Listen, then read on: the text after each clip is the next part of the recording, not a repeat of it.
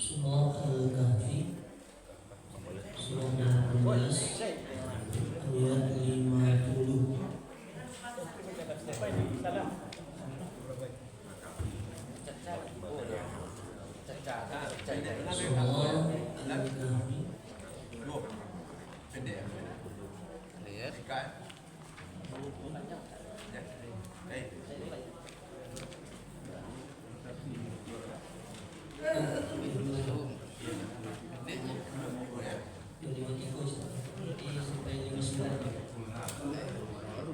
Surah Al-Kahfi Surah Al-Kahfi Surah 12 ayat 50. Yang qulna lil malaikati isjudu li Adam.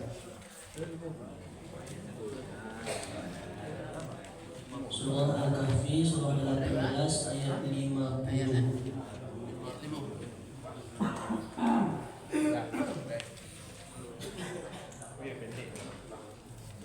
Taqabbalallahu minna wa minkum taqabbal ya karim.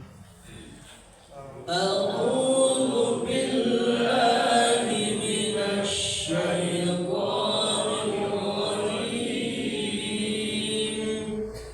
Bismillahirrahmanirrahim. Wa in qulna lil malaikati isjudu li Adam fasajadu illa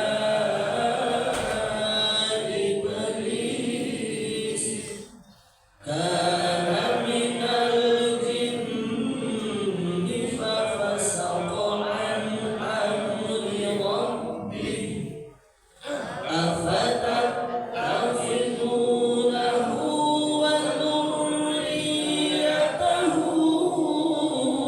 awliya'a min duni wa hum lakum adu. Bi'sa lil-zalimina badala. Ma ashhadtuhum khalqas samawati wal ardi wala khalqa anfusihim ولا خلق أنفسهم ولا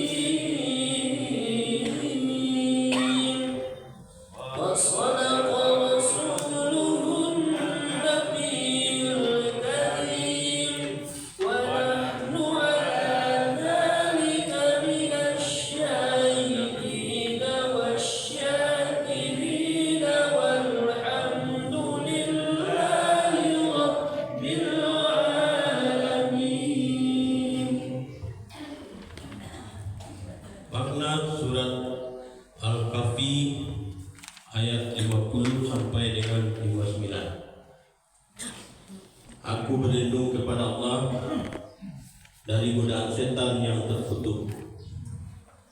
Dengan nama Allah yang Maha Pengasih lagi Maha Penyayang. Dan ingatlah ketika kami berfirman kepada para malaikat, sujudlah kamu kepada Adam, maka mereka pun sujud kecuali iblis. Dia adalah dari golongan jin, maka dia menurhakai perintah Tuhannya. Pantaskah kamu menjadikan dia dan keturunannya sebagai pemimpin selain aku? Padahal mereka adalah musuhmu. Sangat buruklah iblis itu sebagai pengganti Allah bagi orang yang zalim. Ayat 52, 51. Aku tidak menghadirkan mereka, iblis dan anak cucunya, untuk menyaksikan penciptaan langit dan bumi, dan tidak pula penciptaan diri mereka sendiri. Dan aku tidak menjadikan orang yang menyesatkan itu sebagai penolong. Dan ingatlah pada hari ketika dia berfirman, panggillah olehmu sekutu-sekutuku yang kamu anggap itu. Mereka lalu memanggilnya, tetapi mereka sekutu-sekutu tidak membalas seruan mereka, dan kami adakan untuk mereka tempat kebinasaan neraka. Ayat 53. Dan orang yang berdosa melihat mereka, lalu mereka menduga bahwa mereka akan jatuh ke dalamnya, dan mereka tidak menemukan tempat berpaling darinya. Akibat tidak mengindahkan peringatan-peringatan Allah. Ayat 54 sampai dengan 59. Dan sesungguhnya kami telah menjelaskan berulang-ulang kepada manusia dalam Al-Quran ini dengan bermacam-macam perumpamaan. Tetapi manusia adalah memang yang paling banyak membantah, dan tidak ada sesuatu pun yang menghalangi manusia untuk beriman ketika petunjuk telah datang kepada mereka dan memohon ampunan kepada Tuhannya, kecuali keinginan menanti datangnya hukum Allah yang telah berlaku pada umat yang terdahulu, atau datangnya azab atas mereka dengan nyata. Dan kami tidak mengutus rasul-rasul melainkan sebagai pembawa kabar gembira dan pemberi peringatan. Tetapi orang yang kafir membantah dengan cara yang batil, agar dengan demikian mereka dapat melenyapkan yang hak kebenaran, dan mereka menjadikan ayat-ayat itu dan apa yang diperingatkan terhadap mereka sebagai olok-olokan. Ayat 27. Dan siapakah yang lebih zalim daripada orang yang telah diperingatkan dengan ayat-ayat Tuhannya, lalu dia berpaling darinya dan melupakan apa yang telah dikerjakan oleh kedua tangannya. Sungguh kami telah menjadikan hati mereka tertutup sehingga mereka tidak memahaminya, dan kami letakkan pula sumbatan di telinga mereka. Kendati pun engkau Muhammad menyeru mereka kepada petunjuk, niscaya mereka tidak akan mendapat petunjuk untuk selama-lamanya. Dan Tuhanmu Maha Pengampun, memiliki kasih sayang jika Dia hendak menyiksa mereka karena perbuatan mereka. Tentu Dia akan menyelenggarakan siksa bagi mereka. Tetapi bagi mereka ada waktu tertentu untuk mendapat siksa yang mereka tidak akan menemukan tempat berlindung darinya. Ayat 59. Dan penduduk negeri itu telah kami binasakan ketika mereka berbuat zalim, dan telah kami tetapkan waktu tertentu bagi kebinasaan mereka. Maha benar Allah dengan segala firman-Nya.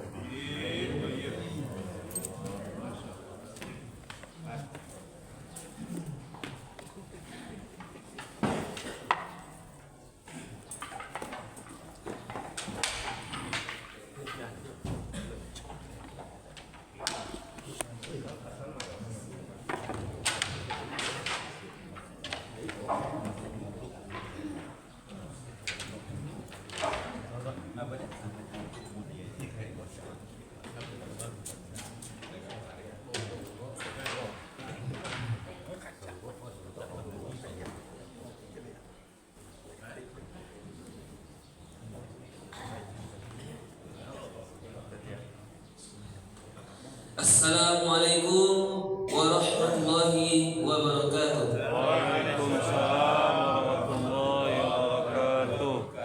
Alhamdulillahirabbil alamin wa bihi nasta'in ala umuri dunya waddin. Asyhadu an la ilaha illallah wa asyhadu anna Muhammadan abduhu wa rasuluh sallallahu alaihi wasallam la nabiyya ba'da amma ba'd. Yang sama-sama kita hormati Bapak Ketua Pengurus Masjid Baitur Rahim serta jajaran, yang sama-sama kita hormati Bapak Pengurus beserta jemaah dari Mushola Thaibah, Bapak Pengurus serta jemaah dari Mushola Nurul Ikhlas, kemudian yang sama-sama kita hormati Bapak Ketua RT 1, RT 2, RT 3, RW 6, dan Bapak Ketua RT 2, RW 1. Kemudian yang sama-sama kita hormati bapak-bapak, ibu-ibu, jemaah salat subuh yang dirahmati Allah yang hadir pada subuh ini, dan yang teristimewa kepada Bapak Ustadz kita, Bapak Febi Afian Caniago SIK SPDI yang alhamdulillah telah hadir di tengah-tengah kita bersama.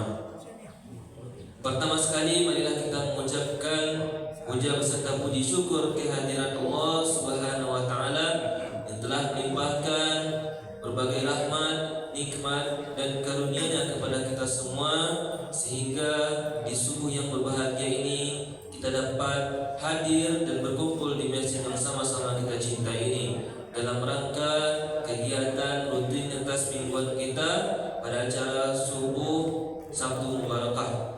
Alhamdulillah, mudah-mudahan setiap langkah dan perbuatan kita dibalasi dengan pahala yang berlipat ganda oleh Allah yang Maha. Amin ya rabbal alamin.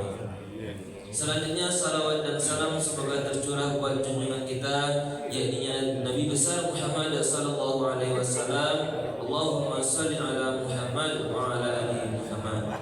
Baiklah bapak-bapak, ibu-ibu, jemaah salat subuh yang dirahmati Allah, ada pun kegiatan yang kita tunggu-tunggu, yakni tausiah yang akan disampaikan oleh beliau Ustaz kita, Ustaz Febi Afian Caniago SIK SPDI. Kepada Ustaz, waktu dan tempat disilakan.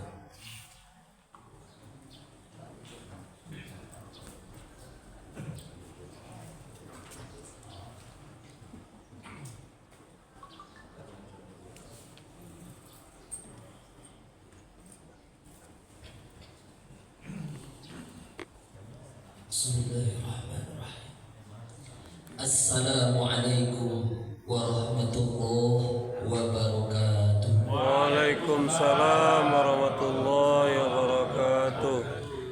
Alhamdulillahilladzi khalaqal mauta wal hayata liyabluwakum ayyukum ahsanu amala. Asyhadu an la ilaha illallah wahdahu la syarika lah wa asyhadu anna Sayyidana Muhammadan rahmatan lil alamin. Allahumma salli wa sallim wa barik wa karim wa hadzal nabiyil karim sayyidina wa habibina wa syafi'ina wa qurrati a'yunina wa maulana Muhammad sallallahu alaihi wasallam. Rasulullah bersabda, laisa minna, mereka itu bukan umatku, kata Nabi. Sahabat bertanya, siapa yang bukan umatku itu ya Rasulullah? Kata Nabi, orang yang tidak hormat kepada yang tua, tidak sayang pada yang muda.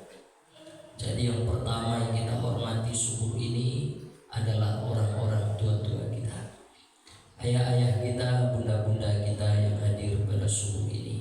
Kita doakan kepada Allah, mudah-mudahan seiring dengan Allah panjangkan usia, bertambah-tambah pula ketaatan di dalamnya. Amin ya rabbal alamin. Kemudian yang kita hormati dan muliakan, usianya mungkin boleh lebih muda daripada kita, tapi didulukan selangkah, ditinggikan selanting. Mereka lah tokoh-tokoh masyarakat, alim ulama, menik mama, cerdik pandai, suluh pedang dalam nagari, kapai tampil batanyu, kapulang tampil babarito. Tak dapat pula disebut satu-satu. Tadi kami mendengar ada yang datang Pak RT kita, kemudian ketua-ketua masjid ataupun musola, ketua Masjid Baitur Rahim bersama perangkat-perangkat, ketua musola apa tadi? At-Thaibah Ikhlas ada juga terdengar ya. Nah, tak bisa disebut satu-satu karena waktu kita tak panjang pendek. Kemudian ibu-ibu yang juga ramai datang pada subuh ini, kita doakan kepada Allah mudah-mudahan ibu-ibu ini semuanya adalah al-mar'atus shalihah, perempuan-perempuan yang shalihah. Amin ya rabbal alamin. Kecipta tersebut nama beserta pula terhimbau gelarnya. Wabil khusus yang kita hormati dan muliakan adalah guru-guru kita, ustadz-ustadz kita, buya-buya kita yang duduk pulau bersama kita pada subuh ini. Namanya subuh mubarakah. Duduknya buya-buya, guru-guru dan imam-imam kita kok bertambah-tambah keberkahan majelis kita. Amin ya rabbal alamin. Kecipta tersebut nama beserta pula terhimbau gelarnya. Insya Allah yang hadir itu semua hamba-hamba yang dimuliakan Allah Subhanahu wa ta'ala. Rakaat al-fajr, 2 rakaat yang ringan. Bila 2 rakaat yang ringan itu Ustaz, habis azan sebelum iqamah. Tadi kita tagak 2 rakaat. Itu kan 2 rakaat yang singkat. Tapi kata Nabi, rakaat al-fajr, 2 rakaat yang ringan itu khairum minad dunya wa ma fiha. Nilainya lebih baik daripada dunia dan seisinya. Kalaulah 2 rakaat yang ringan tadi sebelum subuh, sebelum sholat wajib kita tunaikan, nilainya lebih baik daripada dunia dan seisinya. Bagaimana dengan sembahyang subuh itu tadi? Bagaimana dengan sholat subuh berjamaah kita tadi? Dipimpin pula oleh imam yang bacaannya Masya Allah. Mudah-mudahan inilah salah satu amal yang pernah ditanyakan kepada Rasulullah. Apa kata seorang sahabat namanya Abdullah ibnu Mas'ud, ya Rasulullah, ayyul amal ahabbu ilallah. Ya Rasulullah, dari banyak amal itu ahabbu ilallah, mana yang paling dicintai Allah? Mendengar itu Nabi menjawab, as-salatu fi awali waqtiha. Orang yang dapat sholat di awal waktu. Nah, kita subuh bisa sholat di awal waktu. Setengah orang mungkin sholat subuhnya jam 6:30. Ada pula mungkin jam 7 karena memang baru bangun. Alhamdulillah, makanya begitu bangun, apa dan kita baca? Alhamdulillahilladzi ahyana ba'dama amatana wa ilaihin nusyur. Bapak Ibu yang dimuliakan Allah Subhanahu wa ta'ala, ini yang pertama. Kemudian yang kedua, Bapak Ibu tidak memilih pulang, tidak memilih balik ke rumah, tapi duduk mendengarkan tausiah, duduk dalam majelis ilmu.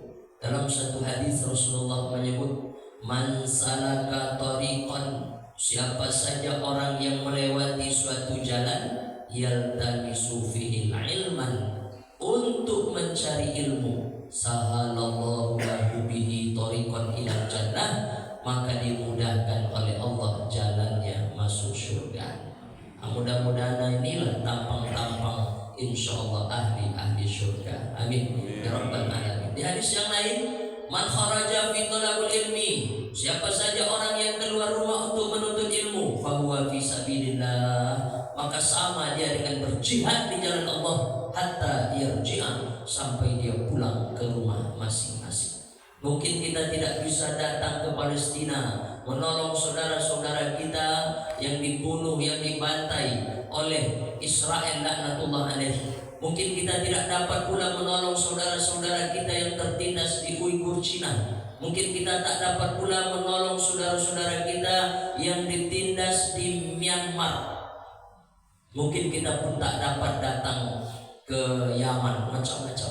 Banyak saudara-saudara kita yang hari ini diperlakukan dengan tidak adil oleh negaranya. Kita tidak bisa menolongnya. Lalu dengan cara apa kita bisa berjihad, Ustaz? Inilah dia salah satunya, dengan datang ke majelis ilmu. Bapak Ibu jamaah yang dimuliakan Allah Subhanahu wa taala. Kaji kita pada subuh dengan waktu yang pendek, ambo sholat di beberapa masjid di Padang. Orang dah banyak meninggalkan apa yang kita amalkan tadi.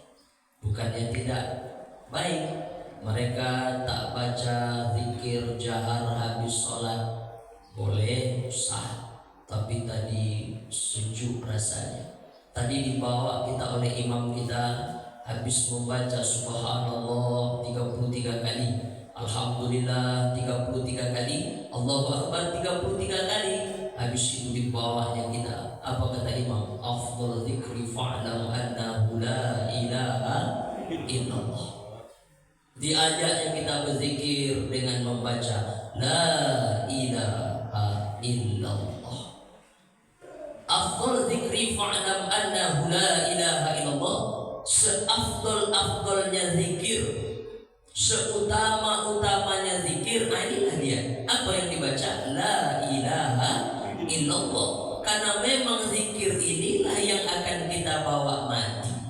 Mangkana akhiru kalami la ilaha illallah dakhalal jannah. Siapa saja orang yang nanti mati kemudian dibawanya, dibacanya kalimat ini dalam keadaan dia sakarat, dalam keadaan dia sakaratul maut, dalam keadaan dia tak tahu lagi kanan kiri depan belakang karena malaikat maut sudah nampak di depan matanya, maka dia sempat membaca la ilaha illallah. Apa kata Nabi? Dakhalal jannah, surgalah menjadi tempatnya. Orang mati dengan tabiatnya masing-masing, kata Nabi. Maka siapa yang membiasakan dengan kalimat ini hari-harinya, insya Allah mudah dia nanti mengucapkannya. Sekali aja orang menuntun di telinganya la ilaha illallah. Karena memang orang yang mau meninggal itu, kata Nabi, lakinu mautakum la ilaha illallah. Ucapkan di telinga sebelah kanannya la ilaha illallah. Bapak Ibu yang dimuliakan Allah Subhanahu wa taala, itulah doa kita yang pertama. Mudah-mudahan nanti saat sakratul maut dimudahkan oleh Allah mengucapkan la ilaha illallah. Kemudian dibawa lagi kita berdoa bersama oleh imam. Ada satu petikan doa tadi yang ambo dengar. Apa kata imam? Allahumma hawwin alaina fi sakaratil maut. Apa artinya? Ya Allah, ringankan kami, mudahkan kami ya Allah, jangan sulitkan kami ya Allah pada saat sakaratul maut. Huru hara yang paling dahsyat itu nanti, kata Nabi, adalah bukan datangnya bencana alam, bukan tanah longsor, banjir bandang, angin puting beliung, bukan gempa bumi, bukan tsunami, bukan. Huru hara yang paling dahsyat itu adalah detik-detik nyawa akan lepas dari badan. Sakitnya minta ampun. Macam mana sakitnya Ustaz? Ketika Nabi dalam perjalanan Isra dan Mi'raj bersua dengan orang-orang yang sudah lama mati. Kemudian Rasulullah bertanya, hai orang yang sudah lama mati, ya macam mana sakitnya mati itu? Lalu mereka mengatakan, sakitnya mati itu yang pertama macam kambing yang dikuliti hidup-hidup. Yang kedua, macam mata pancing yang masuk ke dalam kulit yang basah kemudian sentakan terikut daging di ujungnya. Yang ketiga, macam ditusuk oleh pedang beratus kali di lubang yang sama. Begitulah agak-agaknya sakit mati. Maka orang yang banyak-banyak berdoa, Allahumma hawwin alaina fi sakaratil maut. Kami tahu ya Allah sakit mati. Kami tahu ya Allah amat luar biasa nanti huru hara ketika nyawa akan lepas dari badan.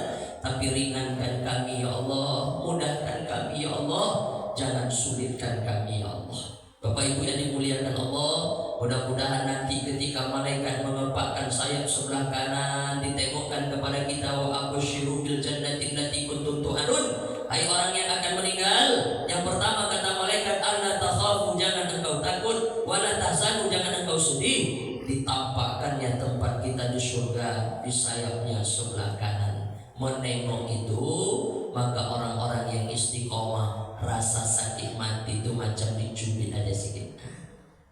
Mudah-mudahan itu yang kita dapatkan. Amin ya rabbal alamin. Bapak Ibu jamaah yang dimuliakan Allah Subhanahu wa taala.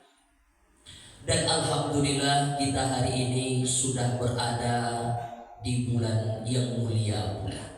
Kalau tak salah kita sudah sampai di tanggal 4 Zulhijjah. Inna iddatash syuhuri 'indallah. Tengok Quran nanti surah At-Taubah ayat 36. Inna iddatash syuhuri 'indallah 12 syahr. Sesungguhnya bilangan bulan di sisi Allah itu 12. Jadi yang membuat bilangan 12 itu bukan ciptaan manusia, tapi Allah langsung yang membuat. Dari 12 bulan yang ada dalam setahun, minha arba'atul hurum, ada 4 bulan hurum. Hurum itu jamak dari haram. Haram itu artinya mulia. Ada 4 bulan mulia. Mana yang 4 itu Pak Ustaz? Tak ada dalam Quran, tapi ada dalam hadis. Yang 4 itu adalah salah satu mutawaliyatun, kata Nabi, 3 bulannya berturut-turut. Mana bulan haram yang berturut-turut? Zulqia'dah bulan 11, Zulhijjah bulan 12, Muharram bulan 1. Zulqia'dah, Zulhijjah, Muharram. Satu lagi yang mana dia? Katanya 4, ini baru 3. Satu lagi tidak beriring dengan yang 3, kata Nabi. Di mana letaknya? Ma baina Jumada wa Sya'ban. Letaknya antara bulan Jumadil Akhir dan bulan Sya'ban. Itulah dia Rajab. Ibu-ibu tak boleh lagi lupa. Ada sebagian ibu-ibu ditanya anaknya di rumah, Mama, yo, memang yo ada dompet bulan haram tu ma? Aduh, apa namanya ma? Pokoknya ada lah. Kita harus dapat menjawab 4 bulan haram itu nak. Yang pertama Zulqia'dah, yang kedua Zulhijjah, yang ketiga Muharram, yang keempat Rajab. Dan kita sudah ada di tanggal 4 Zulhijjah. Berarti ini bulan haram Ustaz? Iya. Lalu kalau ini bulan haram gimana Ustaz? Fala tazlimu fihinna anfusakum. Jangan kalian menganiaya diri kalian sendiri, kata Allah. Jangan berbuat zalim. Zalim itu apa? Menempatkan sesuatu tidak pada tempatnya. Seharusnya pagi ini kita sholat subuh berjamaah di masjid 2 rakaat di belakang imam. Habis itu berzikir, habis itu bertahlil, habis itu baca Quran sama-sama. Harusnya begitu. Tapi kalau ada orang yang tak kunjung juga bangun subuh ini dan akhirnya sholat subuhnya tidak ditunaikannya, makanya disebut zalim. Seharusnya seorang suami menafkahi anak istrinya dengan yang halal, tapi dibawanya pulang rezeki yang haram, maka suami itu zalim. Seharusnya seorang istri berbakti kepada suaminya. Kalaulah boleh seorang perempuan sujud kepada perempuan, kalaulah boleh seorang manusia sujud kepada manusia lainnya, kata Nabi, maka akan aku suruh seorang perempuan sujud kepada suaminya. Tapi tak boleh sujud. Begitu berbaktinya seorang istri pada suami harusnya. Tapi kalau ada seorang istri tak berbakti pada suaminya, maka perempuan itu zalim. Seharusnya sholat 5 waktu itu 5 kali. Yang pertama subuh, zuhur, asar, maghrib, isya. Ditunaikannya cuma 2 kali dalam sehari, berarti dia zalim. Jadi di bulan ini apa kata Allah? Fala tazlimu fihinna anfusakum. Jangan engkau berbuat zalim pada dirimu sendiri. Artinya di bulan ini jangan buat dosa. Di bulan ini jangan berbuat maksiat. Lalu kalau perbuatan dosa, maksiat yang dilarang, maka yang naik adalah perbuatan amal soleh dan ibadah-ibadah.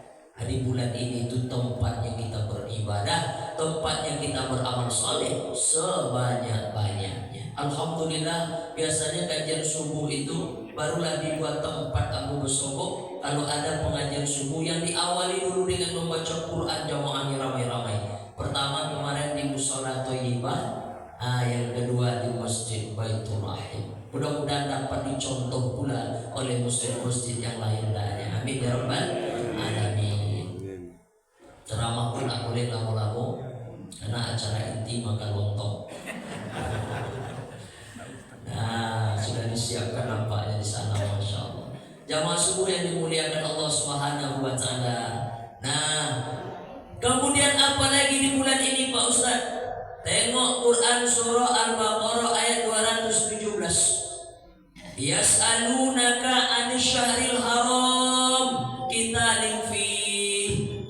Kalau ada yang bertanya kepada engkau Muhammad tentang berperang, tentang berkelahi, tentang bertikai, tentang bermusuhan di bulan haram, kul, katakan kepada mereka, qitalun fihi kabir.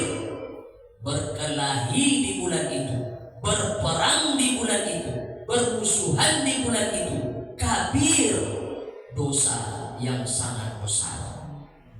Kabir, dosa yang sangat besar. Lenda ibu punya lagi Pak Kabir. Lenda, kabir itu artinya dosa besar. Berarti di bulan ini apa Ustaz?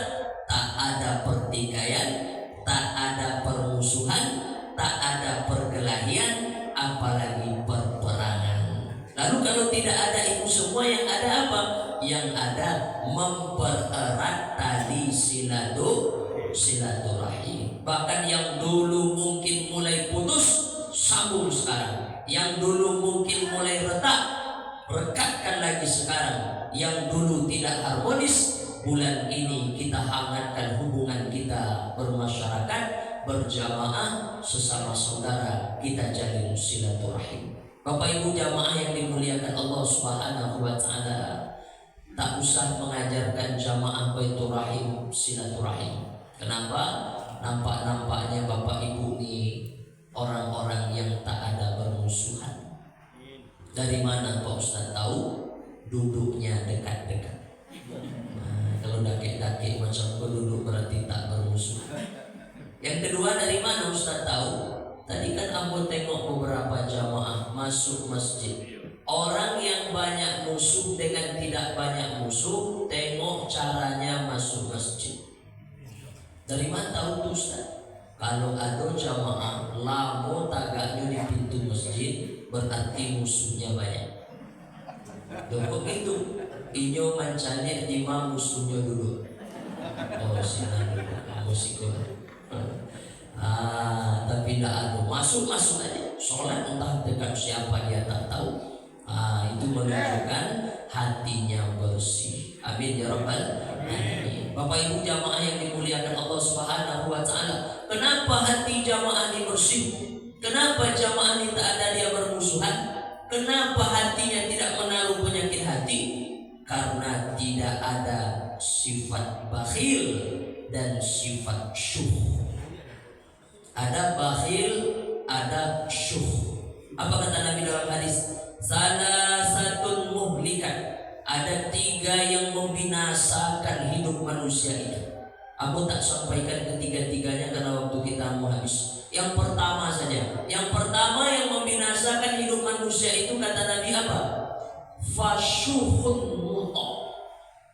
Orang yang terlalu mentaati sifat syuh pada dirinya. Jarang mungkin ibu dengar ya, syuh. Apa syuh itu Ustaz? Syuh itu baradik kakak sama bakhil. Bakhil sering didengar. Bakhil itu pelit. Tapi apa bedanya Ustaz? Kalau bakhil, dia punya sesuatu yang lebih, tapi dia tak mau berbagi dengan orang. Dia punya sesuatu yang sebenarnya sudah layak dia sedekahkan, berbagi dengan orang-orang, terutama fuqara wa masakin, tetangga-tetangga. Tapi tak mau dia rezekinya itu meleleh kepada orang, ditahannya sendiri. Itu namanya bakhil. Tapi dia tidak menyusahkan orang. Rezeki dia tak mau meleleh kepada orang, dia tak mengganggu orang. Itu namanya bakhil. Syuh itu lebih parah daripada bakhil. Apa dia? Sudahlah rezeki dia tak mau meleleh kepada orang, yang rezeki orang pengen menjadi milik dia. Apa namanya di kita tuh? Rakus, tomat, betul ya? Lobo, apa itu? Rakus, tomat, tobo, lobo, macam-macam. Sudahlah rezeki dia tak mau meleleh kepada orang. Yang punya orang pingin menjadi milik dia. Nah, Bapak Ibu yang dimuliakan Allah Subhanahu wa Ta'ala, maka pagi ini itu semua terjauh dari Masjid Baitur Rahim. Kenapa itu terjauh? Karena tengoklah sudah disiapkan sarapan pagi. Kita doakan kepada Allah siapapun yang bersedekah sarapan pagi ini, kita doakan mudah-mudahan dialah orang yang dingin besok di hari kiamat. Tahta zilli shadaqatihi. Besok di padang mahsyar itu kata Nabi ketika matahari sejengkal di atas ubul-ubul, tahta zilli shadaqatihi, mereka bernaung di bawah sedekahnya masing-masing. Maka orang yang pemurah, orang yang paragih, orang yang dermawan adalah orang yang dingin besok di hari kiamat. Tapi yang bakhil, yang pelit, yang kikir, yang syuh tadi, dia orang yang panas besok di padang mahsyar. Insyaallah jamaah Baitur Rahim semuanya besok dingin di hari kiamat. Amin ya rabbal alamin. Bapak Ibu jamaah yang dimuliakan Allah Subhanahu wa Ta'ala. Jadi di bulan haram, yang pertama kita tidak boleh berbuat zalim pada diri kita. Kalaulah pada diri kita saja tak boleh berbuat zalim, apalagi kepada orang. Yang kedua, di bulan ini tidak ada pertikaian, tak ada permusuhan, tak ada perkelahian. Andai dibuat juga permusuh-musuhan di bulan haram ini, andai dibuat juga berkelahi di bulan haram ini, kabir kata Allah, itu dosa yang sangat besar. Kemudian yang ketiga, yang terakhir, ma min ayyamin al-amalu salihu fiha ahabbu ilallah. Tidak ada hari kata Nabi kalau beramal saleh di hari-hari itu ahabbu ilallah, paling dicintai Allah Subhanahu wa Ta'ala. Mana hari-hari yang paling dicintai Allah kalau kita berbuat amal saleh? Itulah dia 10 hari pertama bulan Zulhijjah. Kita sudah ada di tanggal 4, berarti 3 hari dah lewat ini.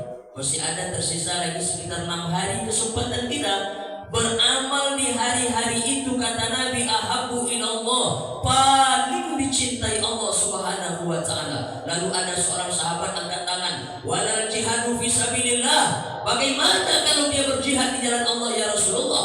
Kalah kata Nabi. Lebih baik lagi 10 hari ini kalau dia beramal. Ternyata jihad pun kalah. Kecuali kata Nabi, ketika dia keluar rumah dengan membawa nyawanya, dengan membawa dirinya, membawa harta bendanya, membawa segala sesuatunya, kemudian dia pergi berperang di jalan Allah, menolak agama Allah, itu balik tinggal nama. Kalau itu yang amal dia, barulah agak-agaknya bisa kata Rasul. Tapi kalau yang lain-lain kalah dengan yang 10 hari ini, maka 10 hari ini jangan sampai kita lewatkan untuk beramal saleh. Apa amal saleh yang harus kami isi Ustaz? Yang pertama sekali, kalau bisa tanggal 1 sampai tanggal 9 wal hurumi fasum, banyak-banyak puasa sunnah. Nah, ini yang pertama. Memangnya Ustaz puasa pagi kok? Enggak. Kenapa Ustaz tak puasa? Karena mau tahu akan sarapan pagi. Jadi pagi ini kita tak puasa. Nah, kalau tak bisa puasa gimana Pak Ustaz? Kalau tak bisa puasa banyak-banyak baca Quran. Pokoknya isi hari-hari ini dengan amal soleh. Pertama puasa, habis puasa baca Quran. Setelah baca Quran berzikir. Setelah berzikir banyak-banyak sedekah. Pokoknya hari-hari kita dalam 10 hari ini isi dengan amal soleh, amal soleh, amal soleh. Kalau bisa puasa sunat tanggal 1 sampai tanggal 8 bagus. Kalau sampai tanggal 8 tak bisa puasa, tanggal 9. Nah, ini yang satu ini jangan sampai tinggal. Tanggal 9 kalau bisa kita berpuasa. Saudara-saudara kita barangke ke tanah haram, ke tanah suci menunaikan haji.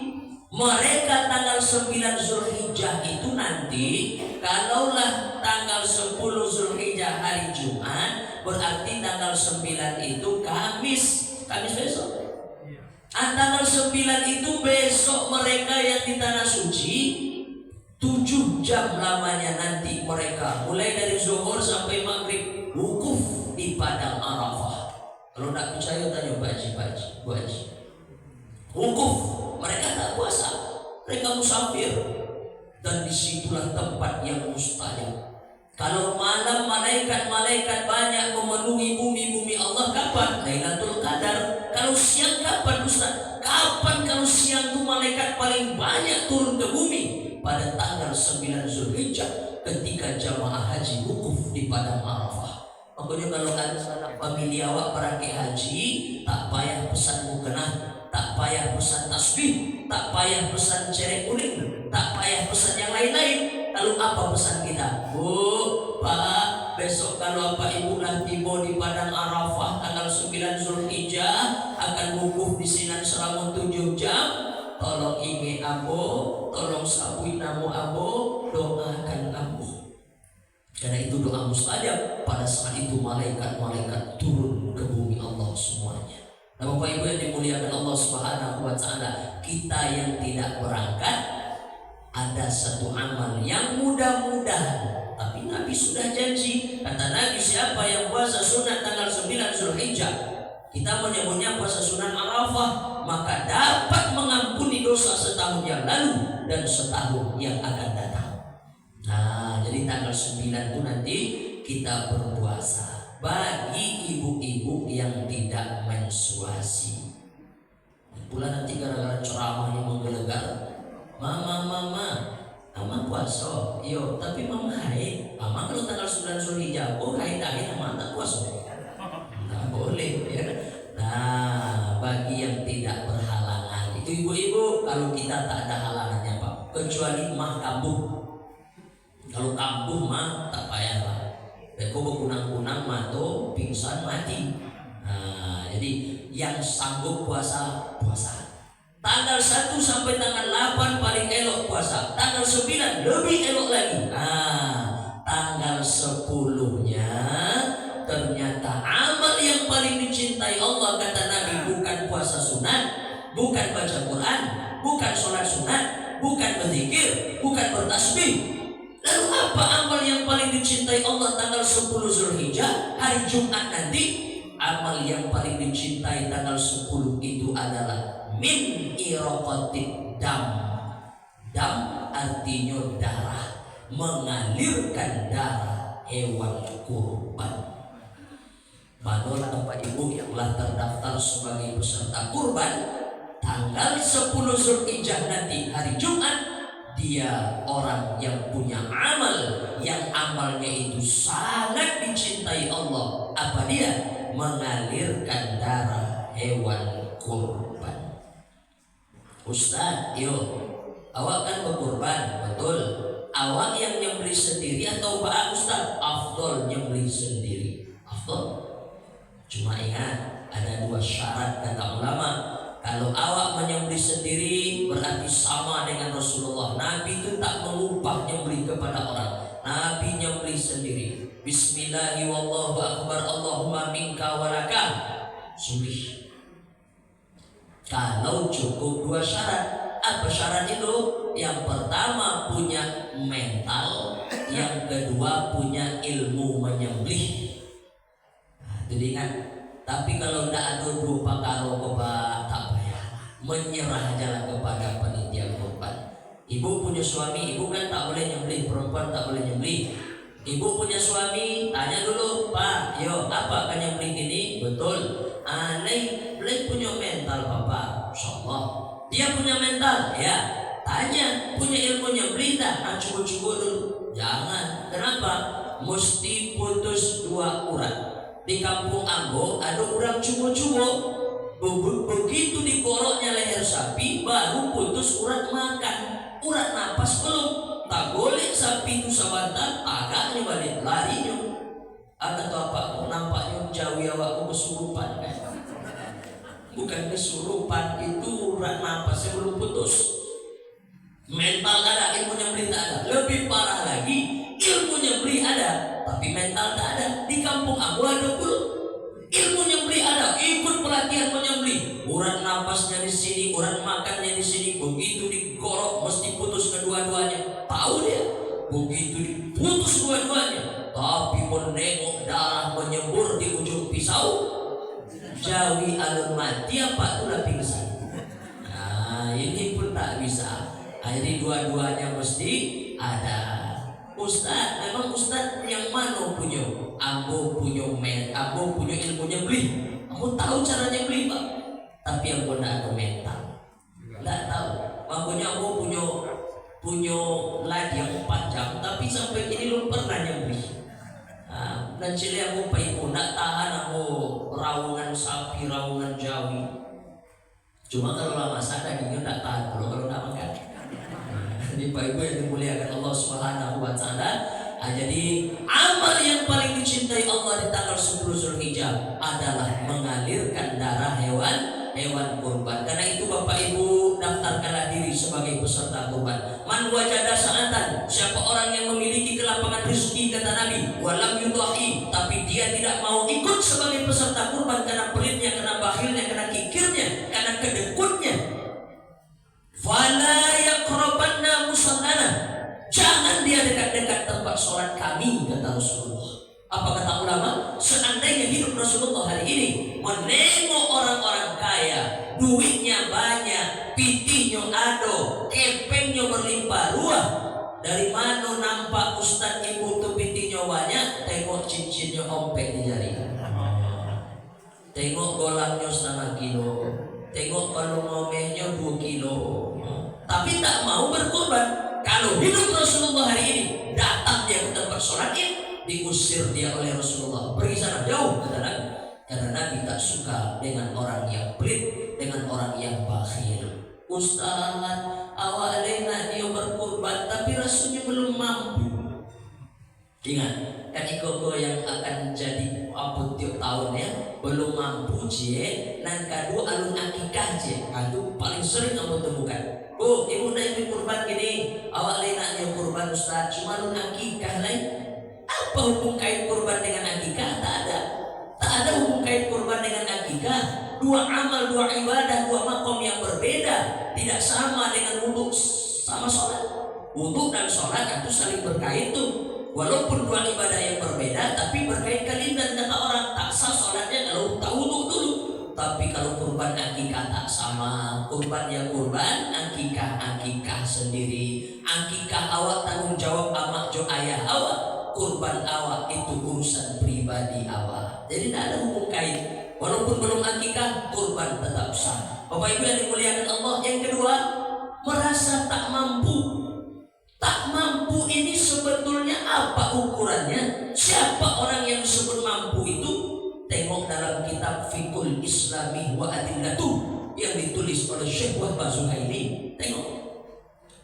Siapa orang yang mampu berkurban? Kata Syekh Wahbah Zuhaili, syaratnya 2. Yang pertama, ada yang mau dimakan 4 hari ke depan. 4 hari ke depan itu bila Bapak Ibu? Tanggal 10, tanggal 1 boleh, tanggal 2 boleh, tanggal 3 boleh. 3 hari tasyrik itu. Tanggal 10 hari nahar, 3 hari sesudah itu hari tasyrik. Adonan kali makannya bersama anak istrinya ompek hari. Pokoknya nanti tengok di pagi Jumat tuh tengok ada goreng di dapur, ada Ustaz. Berapa banyaknya Pak? 3 liter, enggak 3 goni. Habis 3 goni ompek hari. Tengok kulkas, buka. Ada isi kulkas, ada. Cukup 4 hari, 4 bulan cukup Ustaz. Berarti terpenuhi syarat 1. Ada yang mau dimakan 4 hari ke depan kata Syekh Wahbah Zuhaili, hari nahar tanggal 10 dan 3 hari tasyrik 11, 12, 13. 1. Yang kedua, siapa orang yang disebut mampu berkorban? Berapa korban di Baitur Rahim Pak? 2? Enggak, pintinya berapa? 2.600.000. Ado piti 26. Ado piti ibu 26 7.600.000. Enggak Ustaz. Terus barado 26 juta. 26 juta dalam tabungannya ada piti perai, tapi dia tidak mau berkorban. Ada yang mau dimakan 4 hari ke depan. Ado piti 2.600.000 pembeli hewan korban, dia tidak ikut berkorban. Kitalah yang diserang oleh hadis Nabi tadi. Kitalah yang kena oleh hadis tadi. Apa kata Nabi? Man wajada sa'atan. Sa'atan artinya lapang. Siapa orang yang dilapangkan Allah rezekinya, walam yudahi, tapi dia tidak mau berkurban, kata Rasulullah, fala yaqrabanna musallana, jangan dia dekat-dekat tempat sholat kami. Kalau Nabi berang marah macam itu sama awak, ba'alah agak-agaknya besok Nabi panggil awak di hari kiamat, berkumpul bersama beliau untuk masuk ke dalam surga. Bapak Ibu yang dimuliakan Allah Subhanahu wa taala, karena itu aku menghimbau yang belum terdaftar, mendaftarlah. Tapi kalau memang pitih tidak ada, kemudian dalam keadaan susah pula tidak ikut berkorban, tidak ada masalah. Yang dimaksud adalah terpenuhi syarat yang tadi. Ustaz, kalau macam itu aku bawa hutang aja lah Ustaz. Boleh berhutang untuk berkorban? Boleh, kata ulama, dengan syarat ada tantangan pembayarannya. Boleh. Contoh, tidak ada kurban saja, mau umroh pun hutang dulu, tapi ada tantangan pembayarannya boleh. Sekarang kita bicara kurban. Bu, pinjam aku piti ibu 2.600.000 dulu. Untuk apa? Aku ikut berkurban. Bila kapak bayar? Insya Allah 2 bulan lagi aku menarimu julo-julo, menarimu arisan. Bara arisannya Pak 3 juta. Tertutup lah. Boleh. Ada tantangan pembayarnya. Yang tak boleh itu apa? Bu, pakai piti ibu 2.600.000 dulu untuk ikut sebagai peserta korban. Atau bila kapak bayar, aku serahkan kepada Allah Subhanahu wa taala. Contoh tak boleh, berarti tak ada tantangan pembayarnya. Ya. Nah, Bapak Ibu yang dimuliakan Allah Subhanahu wa taala, habis waktu kita barangkali soalnya ibu-ibu kok mencarinya sekali mencari kampung, sekalinya carinya di dia kesinan. Lain tak? Itu menunjukkan mulai goyang ya. Ustaz, Baik. sebelum lagi Ustaz. Sehubungan ada beberapa pendapat. Baik. Sholat kita besok Idul Adha. Sebagian ada yang mengatakan kalau sudah sholat Idul Adha dengan khutbah, maka Jumat bisa diganti dengan libur. Mohon penjelasannya. Baik. Pendapat sebahagian kecil, sebahagian kecil dari ulama. Sebagian kecil ada yang berpendapat bahwa kalau berbenturan di hari yang sama, sholat Id dengan sholat Jumat, maka dapat menggugurkan kewajiban Jumatnya dan boleh ditunaikan zuhur. Tapi aku tak berpegang dengan pendapat itu. Ya, sebagian kecil. Ada nanti orang menunaikan itu boleh. Aku kemarin sholat khutbah itu di Masjid Al-Muttaqin, Permata Biru, Tabing. Kamu tengok sekitar 15 orang ibu-ibu datang pakai mukena naik ke lantai 2. Ibu ngapa? Kami ikut sholat Jumat Ustaz. Mantap. Ibu gugur sholat zuhurnya ya. Tapi sebagian orang dia tidak berpendapat di situ. Sebagiannya ibu-ibu nih di rumah sholat zuhur. Ya, ini 2 contoh. Sebagian kecil ada yang mengatakan kalau berbenturan antara sholat Id dengan sholat Jumat di hari yang sama, berarti hari Jumat, maka dapat menggugurkan kewajiban Jumat, boleh diganti zuhur. Sebagian kecil, tapi sebagian mayoriti ulama berpendapat tidak menggugurkan kewajiban Jumat. Begitu Pak. Ya. Siap. Oke, ada satu lagi yang mau tanya sebelum kita tutup? Ada ibu-ibu? Oh, sama dengan yang tadi. Berarti nggak ada yang lain? Silakan. tentang kurban dengan kikah tadi. Baik. Ini kata tadi, kok tak kurban, saya belum dikikah.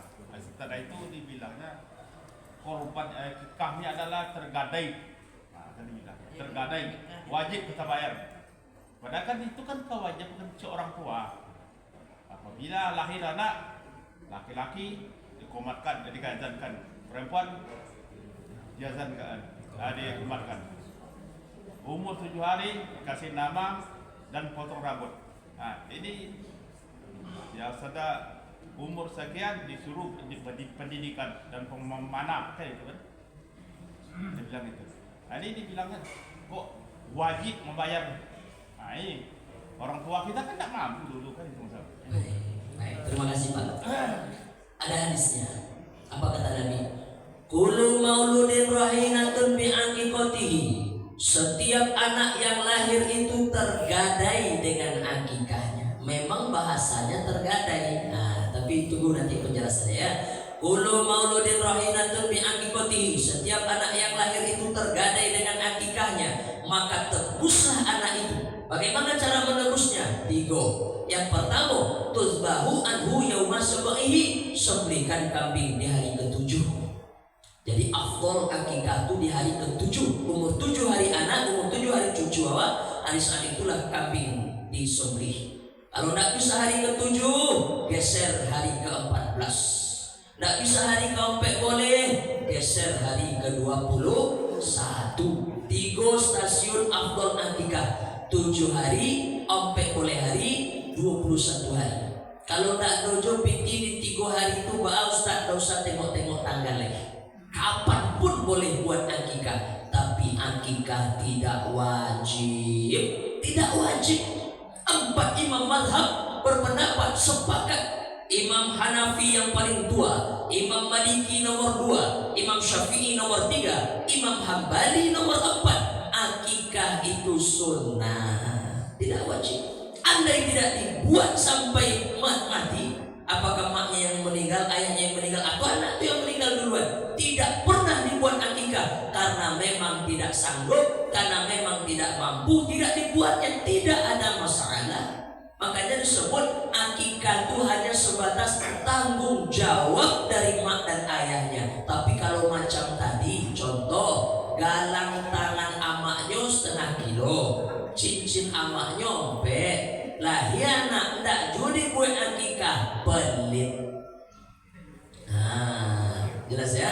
Nah, tapi akikah tidak wajib. Makanya tak ada punya hubung kait akikah dengan kurban. Akikah ini boleh buat kapan saja. Rasulullah itu akikah, mengakikahkan diri beliau setelah menjadi Rasul. Walaupun dalam kitab Sirah Nabawiyah Ar-Rahi Al-Maktum dibaca, Nabi Muhammad lahir dulu diakikahkan oleh atuknya, namanya Abdul Muttalib. Tapi akikah orang di masa jahiliyah dulu beda setelah Islam datang. Dulu orang mengakikahkan anaknya di zaman jahiliyah dulu bagaimana?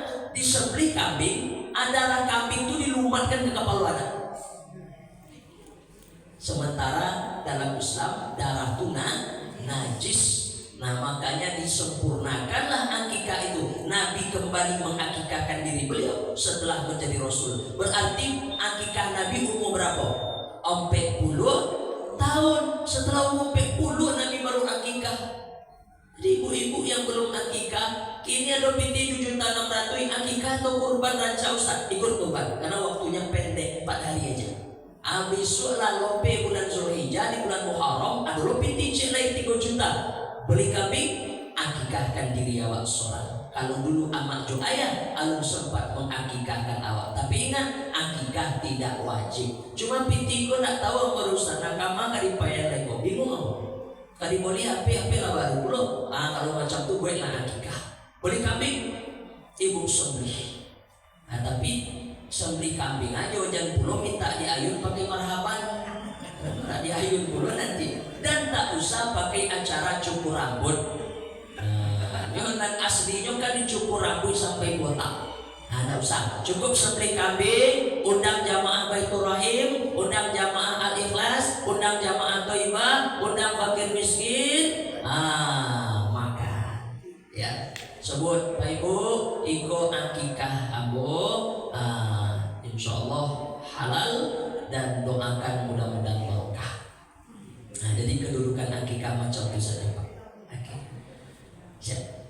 Satu orang lagi ada terakhir? Cukup ya? Baik. Kalau sudah cukup, kita cukupkan sampai di sini.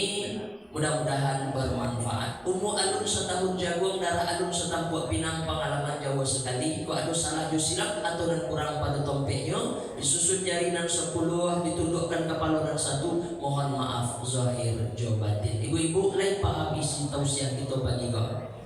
Alhamdulillah. Jumpa lagi di lain kesempatan. Al-Fakir Febi Afrian Chaniago. Subhanakallahumma wa bihamdika asyhadu an la ilaha illa anta astaghfiruka atubu ilaik. Akhirul kalam billahi taufiq wal hidayah. Wassalamualaikum warahmatullahi wabarakatuh. Waalaikumsalam warahmatullahi wabarakatuh.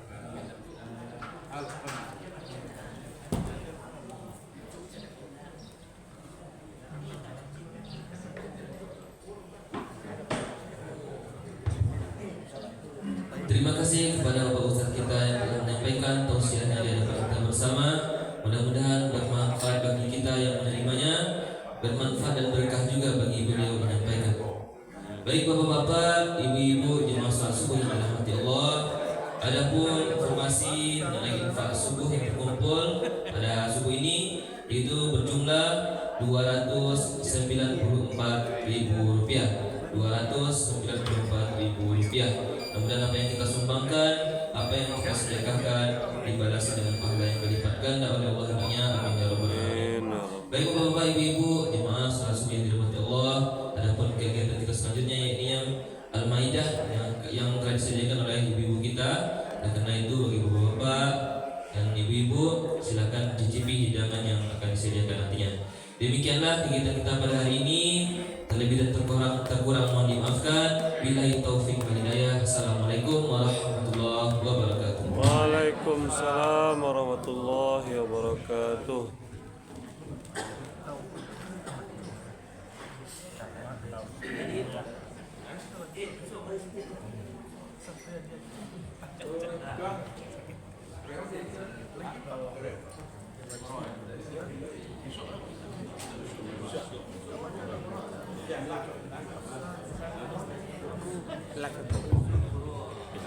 Baik Bapak-bapak dan Ibu-ibu, sementara kita menunggu persiapan undangan pagi ini, beberapa hal yang ingin kami sampaikan.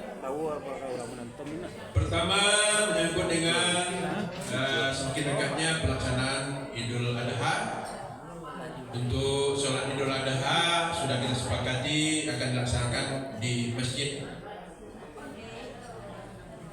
kita ini pada hari Jumat tanggal 6. Kemudian untuk pelaksanaan kurban kita sudah sepakati juga dengan hari Jumat yang waktu yang relatif pendek, singkat, kita jadikan hari Sabtu. Hari Sabtunya tanggal 7 Juni bertempat di halaman belakang masjid, tepatnya di pinggir sungai. Persiapan awalnya sudah karena kita membuat sekarang untuk pemotongan hewan kita dengan pakai kerangkeng sudah kita siapkan untuk itu. Untuk persiapan lainnya, kebersihan dan nampaknya kita laksanakan gotong royong bersama hari Minggu besok. Sekarang hari Sabtu, besok tanggal 1 Juni kita gotong royong mempersiapkan. Ini finishing-finishingnya lagi nih untuk pelaksanaan kurban kita. Untuk pemotongan rumput, untuk pemasangan kerangkeng sudah kita gotong royong lagi, persiapan-persiapan untuk mendukung suksesnya pelaksanaan kurban. Itu yang kami sampaikan kepada kita. Kemudian untuk apa?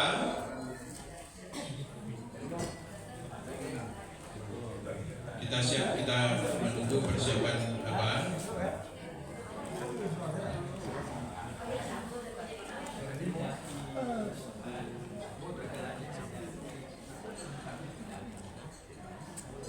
Kemudian untuk pelaksana kurban, kepada bapak dan ibu-ibu peserta kami harapkan hadir pada hari itu nanti. dan kemudian sebagai relawan-relawan yang akan melaksanakan tugas pertama penyembelihan sudah tertentu, sudah ditunjuk orangnya. Kemudian orang yang akan bekerja membersihkan dan lainnya itu sudah ada tim kerja yang sudah disiapkan. Walaupun secara apa koordinator sudah ditunjuk. Kemudian bagi bapak-bapak, saudara-saudara kami baik yang berada di luar masjid, kami ingatkan sekali lagi untuk berkoordinasi bekerja sama dengan tim yang sudah ditunjuk. Ada 9 ekor sapi yang akan kita sembelih besok. Dengan demikian juga ada 9 tim kerja. 9 tim kerja yang kita siapkan pada masing-masing kelompok ada 5 orang pekerja. Nah, untuk yang demikian kiranya masing-masing koordinator apalagi mempersiapkan lagi tim kerjanya sehingga dalam pelaksanaannya nanti bisa berjalan dengan baik. Amin. Itu yang kita harapkan nanti.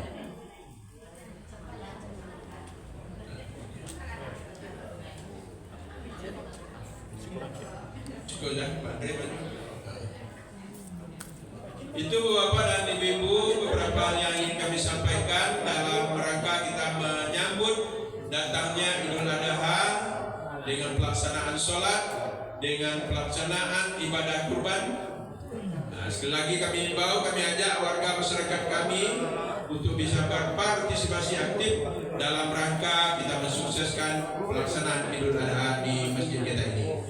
Demikian, karena persiapan sudah kita lihat semakin apa, dengan mengucapkan Bismillahirrahmanirrahim, kita nikmati hidangan pagi. Bismillahirrahmanirrahim. Alhamdulillahirrahmanirrahim.